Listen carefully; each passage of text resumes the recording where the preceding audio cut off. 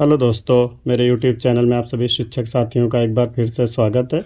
आज हम इस वीडियो में बात करेंगे यूडाइस प्लस 2024-25 में प्रोग्रेशन मॉड्यूल पे कैसे काम किया जाए। तो आइए वीडियो को शुरू करते हैं।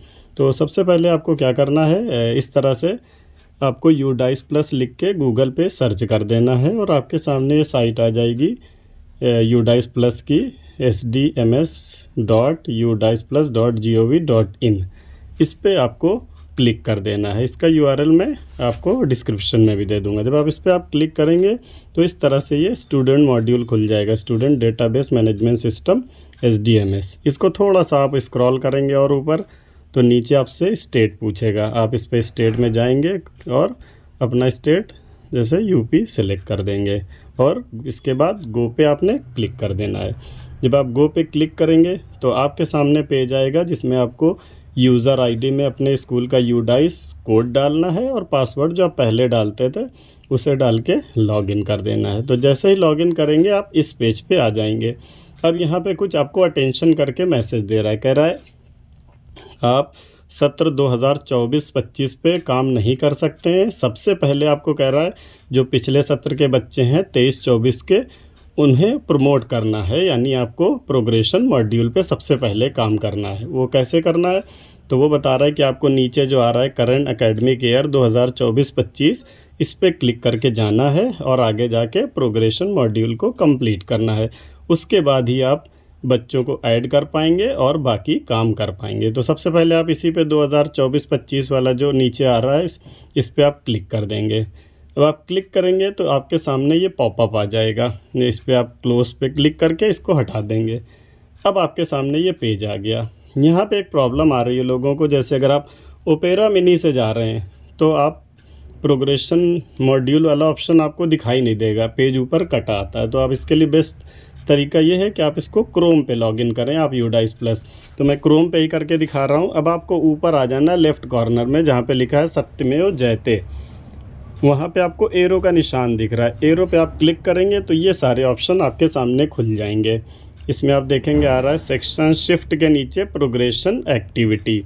प्रोग्रेशन एक्टिविटी पे आपको क्लिक कर देना है और आपके सामने ये पेज आ जाएगा जिसमें आपकी सारी इन्फॉर्मेशन आ रही है और नीचे आ रहा है प्रोग्रेशन मॉड्यूल और फिर गो का बटन आ रहा है। आपको गो पे क्लिक करना है। जब आप गो पे क्लिक करेंगे तो इस तरह का पेज आ जाएगा। अब इस पेज को आपको थोड़ा सा ऊपर स्क्रॉल करना है। पहले क्या कह रहा है, आपको कह रहा है सारे क्लास 1 बाय 1 सेलेक्ट करने हैं। जैसे आपका प्राइमरी है तो क्लास 1, फिर 2, फिर 3, उसके सारे बच्चे आ जाएंगे आपके सामने। उन्हें आपको प्रमोट करना है। अगर किसी बच्चे ने पास किया है तो प्रमोट करना है और अगर स्कूल प्रमोट होके नहीं गया है, छोड़ के गया है, तो उसको डिसकंटिन्यूड बिफोर एग्ज़ाम में बता रहा है कि आपको मार्क करना है। कैसे करेंगे अब इसको समझ लेते हैं। जैसे मैंने पेज थोड़ा सा ऊपर किया, अब मैं समझाने के लिए सबसे पहले क्लास कोई भी एक सेलेक्ट कर लेते हैं। क्लास 1 सेलेक्ट किया, सेक्शन में गए, ए सेलेक्ट कर लिया। अब जैसे ही आप गो पे क्लिक करेंगे सारे बच्चे नीचे आ जाएंगे। जैसे देखिए सारे बच्चे नीचे आने लगे। अब पहला बच्चा आ रहा है। अब मान लीजिए ये बच्चा पहला है, इसके क्या क्या ऑप्शन आ रहे हैं, PEN नंबर आ रहा है, उसका नाम डिटेल आ रहा है। अगले कॉलम में देखिए क्या आ रहा है, प्रोग्रेशन स्टेटस पूछ रहा है। लास्ट जो पिछला सत्र था 23-24, उसमें इस बच्चे की क्या स्टेटस रहा। तो आप सेलेक्ट पे क्लिक करेंगे तो पूछ रहा है, देखिए 4 ऑप्शन कि बच्चे ने पास कर लिया है एग्ज़ाम दे के, बच्चे ने पास नहीं हुआ है, उसी क्लास में पढ़ना है। तो ये हो ही नहीं सकता सरकारी स्कूल में।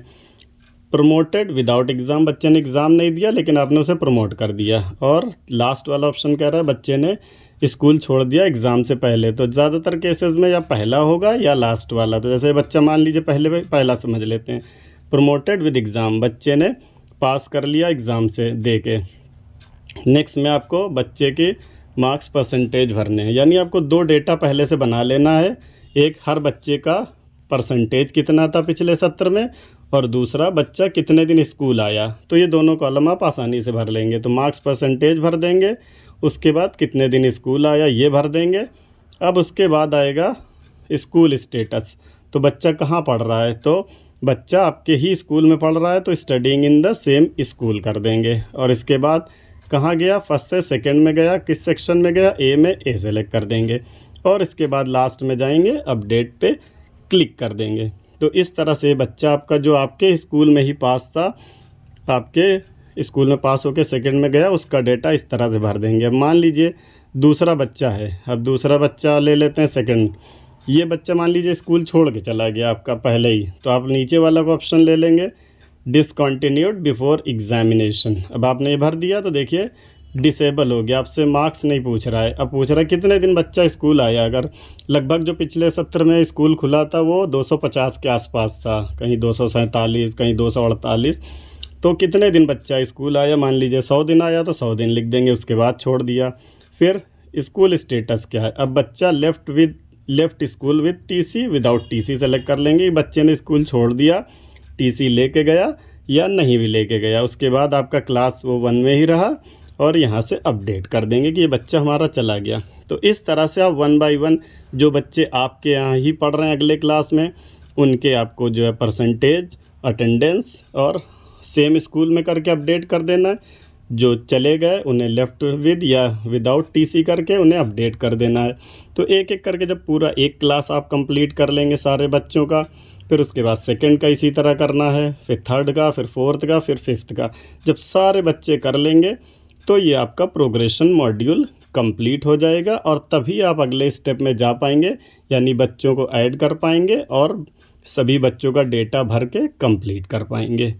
तो इसी उम्मीद के साथ इस वीडियो को देख के बहुत ही आसानी से प्रोग्रेशन मॉड्यूल कंप्लीट कर लेंगे। फिर भी अगर आपकी कोई क्वेरी होती है तो कमेंट करिए, उसका आंसर दिया जाएगा। तो वीडियो अगर अच्छा लगा तो इसे लाइक शेयर कर दें, चैनल को सब्सक्राइब कर दें। कंप्लीट वीडियो देखने के लिए बहुत बहुत धन्यवाद।